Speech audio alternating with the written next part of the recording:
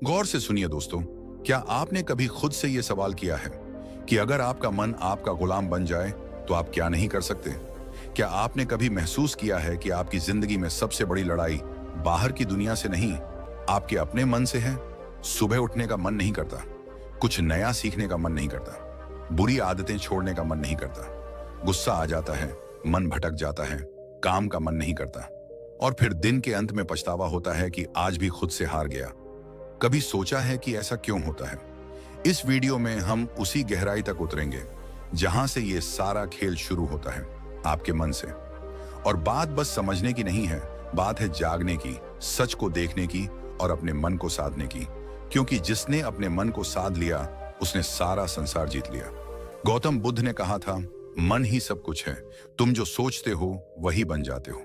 अब जरा सोचिए, अगर आपका मन ही बार बार सोचता है कि मैं कमजोर हूं, मुझे नहीं आता, मेरा ध्यान नहीं लगता, तो वो सोच धीरे धीरे आपका सत्य बन जाती है। और यही है मन की सबसे बड़ी चाल। वो आपकी बनाई हुई आदतों, भावनाओं और यादों का गुलाम बन जाता है और आपको गुलाम बना देता है। मन एक बंदर की तरह है जो हर पल उछलता है, कभी भविष्य की चिंता में तो कभी अतीत के पछतावे में। आपके साथ भी होता है ना? आप कुछ करने बैठते हैं और अचानक मन कोई पुरानी बात याद दिला देता है, कोई दुख, कोई गलती, कोई डर, और फिर आप वहीं अटक जाते हैं, कुछ करते ही नहीं। आपका शरीर वहीं बैठा होता है पर मन कहां होता है कोई नहीं जानता। अब जरा सोचिए, ये वही मन है जो आपको महान बना सकता है अगर आप इसे समझ लें, इसे दिशा दे दें। क्योंकि मन खुद नहीं जानता कि क्या अच्छा है, क्या बुरा है। वो तो बस जिस चीज को आप बार बार दोहराते हो उसी को सच मान लेता है। अगर आप हर रोज खुद से कहते हो, मैं कुछ नहीं कर सकता, मेरा मन नहीं लगता, मेरी किस्मत खराब है, तो मन वही दोहराएगा, वही परोसता रहेगा और आप उसी में डूबते जाओगे। पर अब वक्त आ गया है कि आप इस मन को पहचानो, इसका व्यवहार समझो, इसकी चालाकी पकड़ो और इसे खुद के अधीन करो। मनोविज्ञान कहता है कि हमारे 95% निर्णय हमारे अवचेतन मन से लिए जाते हैं। यानी हम जो सोचते हैं, जो महसूस करते हैं, उसका बड़ा हिस्सा हमें पता भी नहीं चलता और फिर भी वही हमारे जीवन की दिशा तय करता है। यानी अगर आपने अपने मन को सही प्रशिक्षण नहीं दिया तो वो बिना आपकी मर्जी के आपको वहां ले जाएगा जहां आप कभी नहीं जाना चाहते थे। अब एक बात ध्यान से समझो, अगर आपका मन ही नियंत्रण में नहीं है तो दुनिया का कोई लक्ष्य, कोई रिश्ता, कोई सफलता आपको संतोष नहीं दे सकती। क्योंकि उस सब को जीने के लिए सबसे पहले जिस चीज की जरूरत है वो है मन की स्थिरता। आधुनिक विज्ञान भी यही कहता है, दिमाग की वायरिंग और फायरिंग, यानी आप जैसे सोचते हो वैसे ही आप बनने लगते हो। हर बार जब आप नकारात्मक सोचते हो, आपका दिमाग उसी सोच की आदत डाल लेता है और यही आपकी आइडेंटिटी बन जाती है। अब जरा रुकिए और सोचिए, क्या आप वाकई अपने मन के मालिक हैं या फिर आपका मन ही आपको चला रहा है? यही है वो सवाल जो इस वीडियो की शुरुआत है। क्योंकि जब तक आप इस सवाल का जवाब खुद नहीं ढूंढोगे तब तक कोई बाहरी ज्ञान, कोई मोटिवेशन, कोई तरीका काम नहीं करेगा। इस वीडियो में हम आपके सामने वो रहस्य खोलने वाले हैं जिसके बाद आप जानोगे कि मन को जीतना क्या होता है और कैसे हर आम इंसान अपने मन की शक्ति को जागृत कर सकता है। और याद रखिए, मन को जीतना कोई एक दिन का काम नहीं है, ये एक अभ्यास है, एक यात्रा है, एक युद्ध है जो हर दिन लड़ा जाता है। लेकिन अगर आप इस युद्ध को समझ लें तो जीत पक्की है। अब हम उस बिंदु पर पहुंच चुके हैं जहां से असली सफर शुरू होगा। इस सफर में हम जानेंगे मन को कंट्रोल करने की 5 सबसे शक्तिशाली विधियां जो न केवल आपके विचारों को बदलेंगी बल्कि आपके जीवन की दिशा ही मोड़ सकती हैं। तो बने रहिए इस वीडियो के साथ, क्योंकि अब जो आएगा वो सिर्फ जानकारी नहीं, जागृति है। पहली विधि, सकारात्मक आत्मवार्ता, पॉजिटिव सेल्फ टॉक। क्या आपने कभी अपने आप से कहा है, मुझसे नहीं होगा? स्विंगल, मैं हमेशा गलती करता हूं। जेरेनियम, मेरे बस की बात नहीं है। अगर हां, तो आज इस वीडियो को पूरा देखना आपके जीवन की दिशा को बदल सकता है। क्योंकि जिस व्यक्ति से आप सबसे ज्यादा बातें करते हैं वो कोई और नहीं, आप खुद हैं। और यही बातचीत आपके भविष्य की दिशा तय करती है। हमारा मन जो सोचता है वही हम बनते हैं। ये बात सिर्फ कोई मोटिवेशनल डायलॉग नहीं है, ये विज्ञान भी कहता है और ब्रह्मज्ञान भी। मन को कंट्रोल करने की पहली शक्तिशाली विधि है सकारात्मक आत्मवार्ता, यानी अपने आप से सकारात्मक बातें करना। ये कोई मामूली आदत नहीं, ये आपकी आत्मा से सीधा संवाद है। जब हम रोज खुद को नकारात्मक बातें कहते हैं, जैसे मैं कमजोर हूं, मेरे साथ ही ऐसा क्यों होता है, मुझे कुछ नहीं आता, तो हमारा अवचेतन मन, सबकॉन्शियस माइंड उन बातों को सच मानने लगता है। फिर वही बातें हमारी आदत बन जाती हैं, हमारी सोच बन जाती है और धीरे धीरे हमारा भविष्य भी वैसा ही बनने लगता है। मनोविज्ञान कहता है कि हमारा अवचेतन मन हर उस बात को रिकॉर्ड करता है जो हम खुद से बार बार कहते हैं। इसलिए अगर आप खुद से बार बार बोलते हैं मैं हार जाऊंगा, तो आपकी सोच हारने वाली बन जाएगी। और अगर आप खुद से रोज बोलें मैं कर सकता हूं, मैं सीख सकता हूं, मुझे खुद पर विश्वास है, तो आपका दिमाग उसी दिशा में काम करने लगेगा, सफलता की दिशा में। इस आत्मवार्ता का असर केवल आपके आत्मविश्वास पर ही नहीं पड़ता, बल्कि ये आपके शरीर की ऊर्जा, आपके फैसले और आपकी दृष्टि तक को प्रभावित करता है। गौतम बुद्ध ने कहा था, मन ही सब कुछ है, जैसा तुम सोचते हो वैसे ही बन जाते हो। उनकी ये बात आज के विज्ञान से भी मेल खाती है। पॉजिटिव सेल्फ टॉक हमारे न्यूरॉन्स को नए रास्ते बनाने पर मजबूर करती है।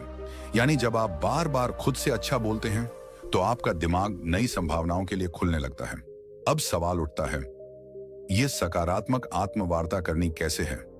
सबसे पहले, हर सुबह उठते ही अपने आप से एक बात जरूर कहिए, मैं आज पहले से बेहतर हूं और हर दिन आगे बढ़ रहा हूं।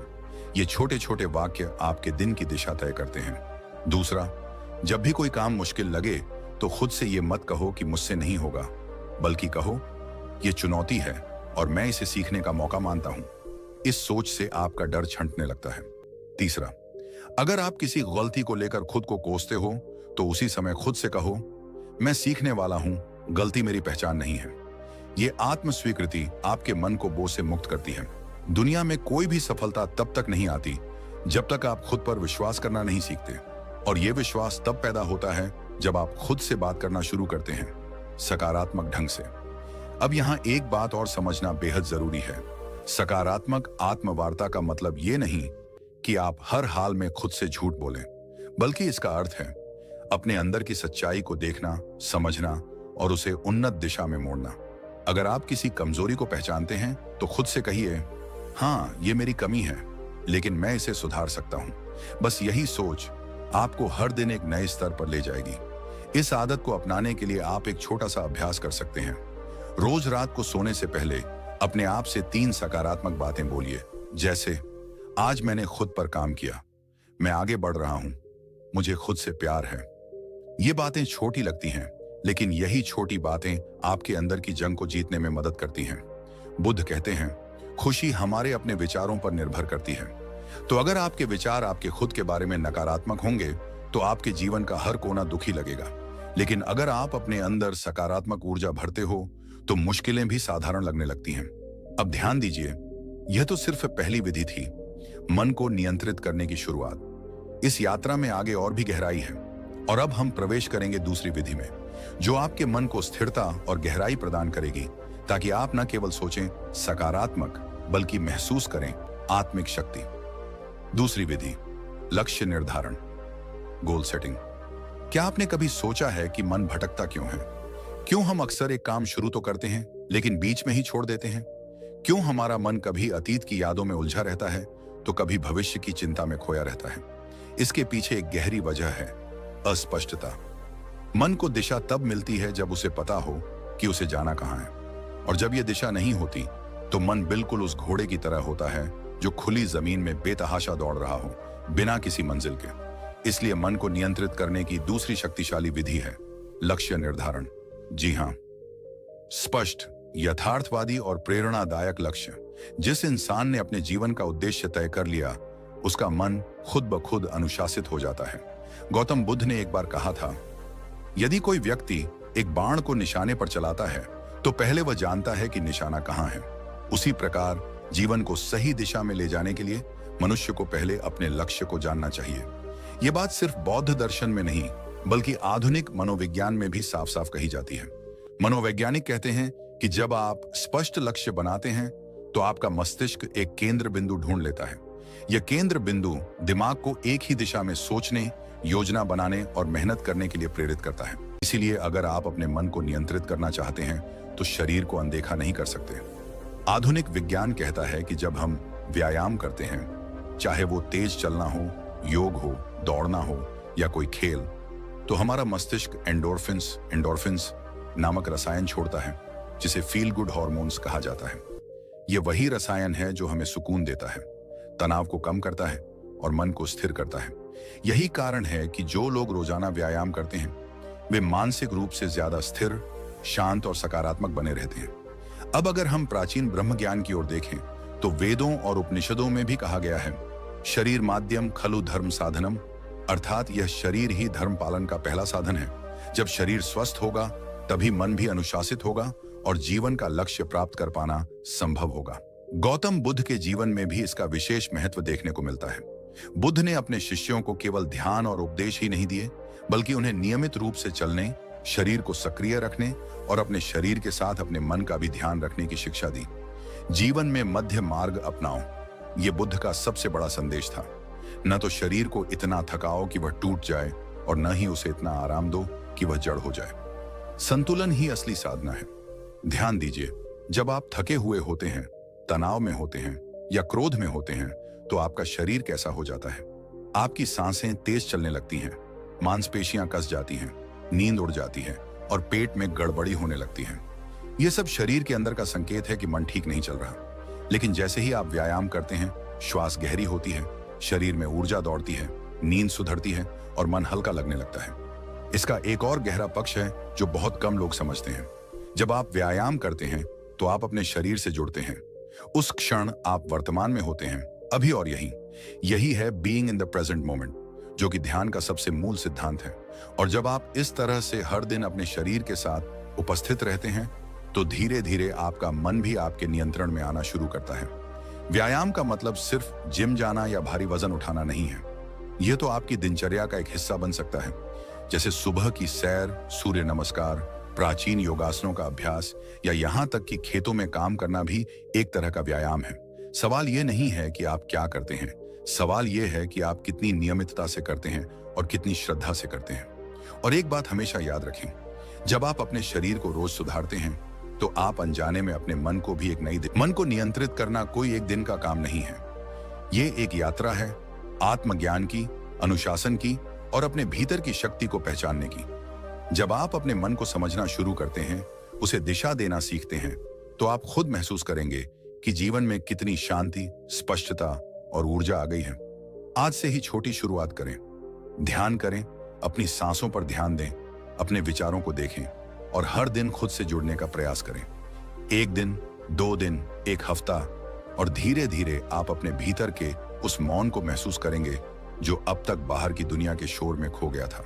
और याद रखिए, मन पर विजय ही जीवन की सबसे बड़ी जीत होती है। अगर आपको यह वीडियो पसंद आया हो, अगर आपको इससे कुछ सीखने को मिला हो, अगर इन बातों ने आपके मन को छुआ हो, तो कृपया इस वीडियो को लाइक करें, अपने दोस्तों और परिवार के साथ शेयर करें और हमारे YouTube चैनल को सब्सक्राइब करें।